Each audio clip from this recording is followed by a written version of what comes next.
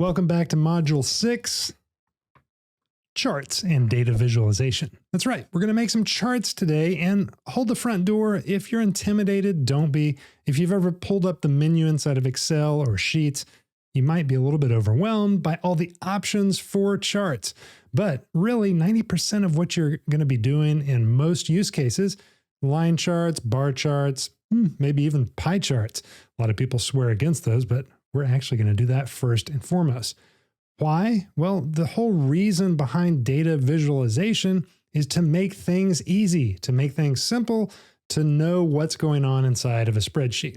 It's kind of like we did a couple modules ago in the conditional formatting, where we add some color-coded cells. In our case, we did like green to red so that we could quickly at a glance see what's going on. Well, we're doing the same thing with charts. First up, we're going to create a simple pie chart to show incomes versus expenses. Very practical, very easy to grasp visually, but when we're in a huge spreadsheet with a bunch of transactions, we can't really look and see what's going on without adding a simple chart. So let's dive into it. All right, before the chart, one quick bit of cleanup work. We didn't add a conditional statement up here in our balance column. The whole purpose of this budget is to keep a running balance. Well, one of the purposes. So when we added this type column, we've got this correctly identifying whether or not we have an expense or an income, but we're still just subtracting everything from up here. Also, we've got maybe a bigger problem. Because of these crazy amounts in column C, because I just made up a bunch of random numbers, we're in the hole like $96,000 by the end of these 2 months. So why don't we just give ourselves a starting balance with an extra zero? So that looks a little bit nicer. How about that? Okay, I feel better. What about you? Now, let's take care of the more glaring issue, and let's type in if this equals income. So if it's an income statement, then what do we want to have happen? Well, here's the value if true. We want to take our initial starting value and we want to add whatever amount of this current transaction is. And we actually can't drag that down or anything because we're using this initial value for that first line. But now for everything else, we're using the value right above as the starting balance.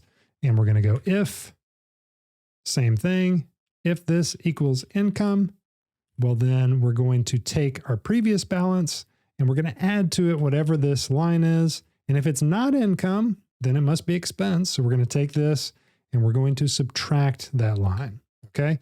And I'm going to just highlight all these, and my shortcut for this is Control-D. That drags the formula all the way down. You can double check this at the end on my very last row, and it is successfully using this if statement to check whether this is an income or an expense. Let's go up here to like this bonus amount we have written in, and it is indeed adding the $9,800 to this $133,000. Wow, what if we had that in our bank account? Okay, so a little bit of cleanup work. Let's get into the charts now. Okay, let's make a chart. We are inside of our table here, and if we select the insert menu, we got a zillion different things we can insert, including, look, another place where they've got drop-down menus selected. So they love their drop-down lists in Google Sheets. What we want is up here, the chart, and it's going to open this chart editor menu. Let me get my face out of the way because we got another sidebar to look at here.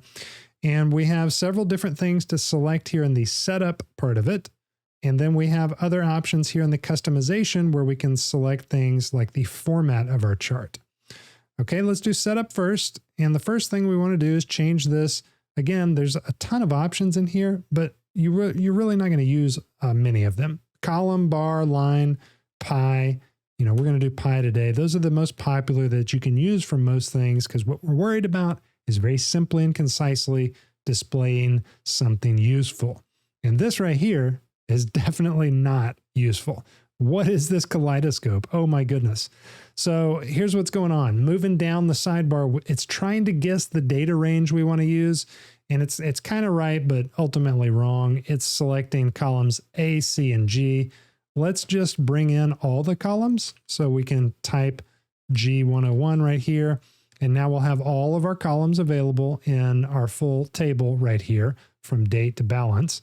And ruh-roh, what happens if your sidebar goes away? Well, two things. You can click this little guy and select Edit Chart, or you can just double click in the top of the chart and it'll open the editor.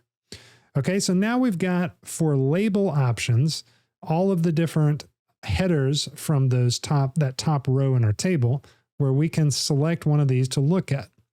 So if we select category, it'll bring up the categories. If we select amount, it'll bring up all the amounts.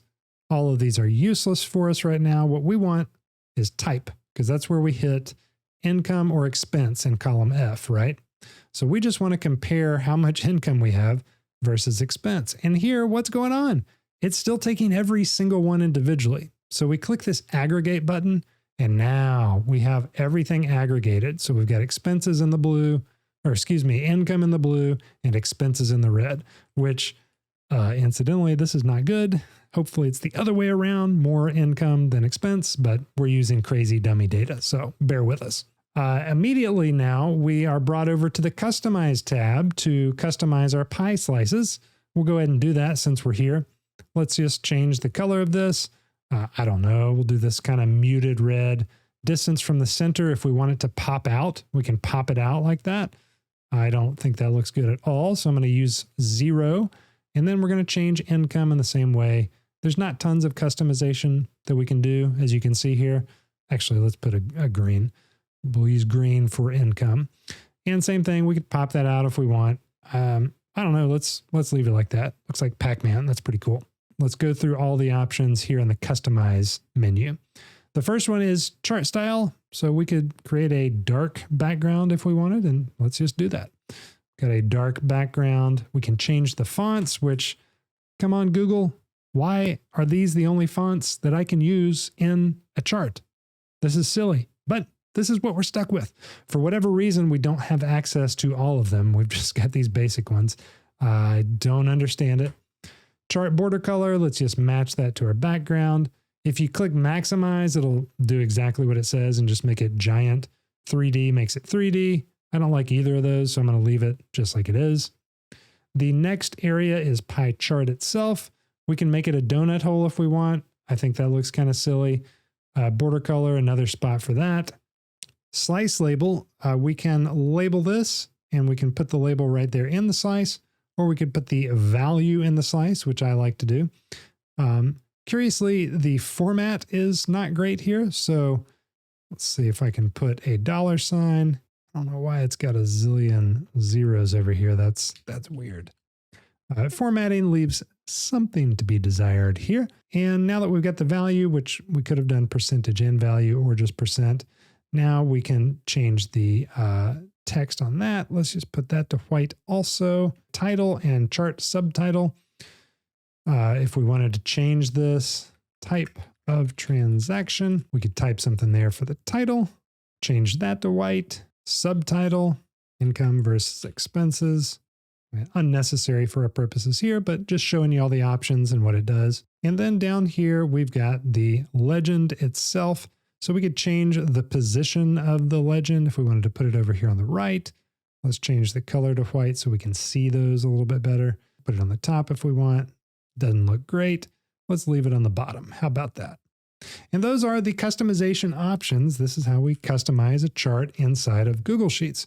Now, in the next section, we're going to create a new sheet down on the bottom for our visualizations. So we're going to throw this over there, and then we're going to create a couple more charts to show you a couple other styles and things that might be useful for our budget. Okay, let's do some more charting. So we got this guy here. It's in the way. Let's copy it.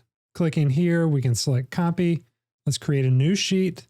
We'll rename it charts. We'll grab it and slide it down here to the end. We'll even change the color just so we continue to do the same type of style things down there. And then we paste in our chart here. And we can edit it as we see fit over here on its own data visualization page. I'm going to select show grid lines off so those are gone. And now let me show you another thing you can do. You can actually move this to its own sheet and it becomes a sheet, like a full chart sheet. This might be useful for you in some circumstances. You can still edit it here, pops up the same side menu, but you got no graph, no grid line, no nothing except for the chart itself. You can also download it as an image or a PDF, or you can even publish it to the web and have a link for it, changing some things here to where you can make it interactive even, publish it, or you can embed it on your web page.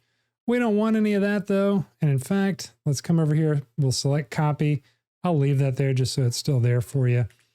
Paste it here. So now here's going to be where our data visualization lives. Okay. We are inserting a new chart though. We want to make a bar chart. Excuse me, a column chart this time. And we want this to be vertical and we want to show the amounts of money that we've spent in the different categories. So it doesn't know what on earth we're doing because we're on our own page here. We're not in data or anything. So we click this, select data range. It's got some suggestions, or we can go over to our other page and select what we want. But this is the one we wanted, the whole budget deal right there. All right, now we've got different and more options than the pie chart. We've got x-axis, and then we've got series. Let us remove all series just to start from scratch. It throws a bunch of stuff in there that's usually wrong when you start. And for our x-axis, we want to be looking at the categories. We want to aggregate those. And now this is close to what we want to see. However, we got weird amounts, right? 0, 5, 10, 15, 25. Down here, we've got add series. So the series we want, this is the amount. Okay, so this looks more like it. Now we're in the dollar amounts. Now it's taking those amounts, summing them up. You could change this to average, to minimum, to the count, however many transactions there were. And it looks like that this is what it was doing out of the gate. It was simply counting how many paychecks, how many auto transactions, how many eating out transactions, so forth and so on. So we want the series to be not a count, rather a sum. And we want the amounts to be visible on here too. So let's do some customization. I'm going to go up here. Let's just go top to bottom again, shall we? Let's type in categories because that's what this is. Let's change this to white. I do want to go ahead and change the background. I like this dark theme we're going with. Change the border to match. We'll go with wide just so we keep some consistency here. All right, and we got some more formatting work to do. Chart title, subtitle. We don't really need axis titles, but if we wanted to, we could do it like this. And here's how they would show up. I put that on the wrong thing. That should be amounts. But again, this is not really necessary. And in fact, I'm going to delete it now. Going down to the series. So we got amount, fill color. I do want to change this. Let's just make it orange. Line color, line type. We can change all sorts of things here. And if we put that, we can on yellow or something, we can see what that is. And that's actually this outline, the line around. And I'm going to change it to the same color. Line type, I'm not going to mess with any of that. Axis, left axis, aggregate type, sum, format data point. We don't need anything else there except here's what we need to do to turn on data labels. So data labels are on. I'm going to make this like a courier, turn that white. The font size, I'm going to take way down. If we click over here, it's the vertical axis. Text color needs to be white. And then the horizontal text color needs to be white as well. Now we can read everything, right? Check that out. There's our categories. I'm going to shrink that down, make it the same height as our other chart right there. Voila. Okay, so now we've got two pretty useful at a glance data visualizations for our budget. We can tell exactly how much income versus expenses and see that, wow, we need to do something different here because we're spending a ton of money. And then we can see where we're spending that at a glance. And actually, I can just move this over this way so that becomes a little bit easier to read everything. And we can see that, okay, miscellaneous. We need to do something about these miscellaneous expenses as well as entertainment. We are really entertaining ourselves to death here. But again, these are fake numbers. I just put them in here for fun very quickly. Now, the final chart we're going to do below these is going to be a line chart that shows our spending over time. All right, one more chart, shall we? Let's do a balance over time charts where we can see over time where our balance is going. Let's select Insert Chart. This is going to be a smooth line chart. And in case the data range is not here under suggested, let's just say we come over here And then we select budget A1 through G. There we go, G101. It's another way to select all the proper data. All right, I'm going to pop this underneath our other charts, and then let's get to work. We've got the data range correct. We got 3 series on here, which we don't want. Let's remove all series. Let's change our x-axis to the date because this is going to track over time along the x-axis. And then let's add the balance as our series. And here we go. In its simplest form, this is the balance over time of our bank account. So you can see very little bitty bits it goes up, but on the whole, it's going way down because I think we spent, what, 89,000 to our 26,000 in income. So we went down over time. That's not the trend line we like to see, but let's make this chart look a little bit better so that it blends in with the rest of what we're doing like it should. If we want to maximize this one, I think I will maximize this one. That way it just takes up the whole space. Let's give it a title, balance over time. And we'll put that in wide font like we've been using. And now we just need to clean up the colors so we can read things. Series, let's make this line color red because it's declining rapidly. And oh, my head's in the way. Sorry about that. And we can actually change the line type if we want to do this like a dash line or weird dashes like that. I don't know. Let's do this little dotted line thing. Change the thickness. Sure. It'll look better as a solid line if we do that. It's way too thick. Okay. You could go into the weeds here with all this. We won't go further than we need to. Point size. Do we need points? No, because that's going to have a zillion points on there. Let's change the point size to none on there. Axis is on the left. Format data point. Now, if we put data labels on this time, it's not going to work because there's so many data labels. It's giving the balance at every single day. The trend line, we could just put that in if we wanted and change the type. You know, any way you do this one, it's going to be bad because it's going way down. We don't want that though. We want it just like it is. We've just got the horizontal and vertical axes.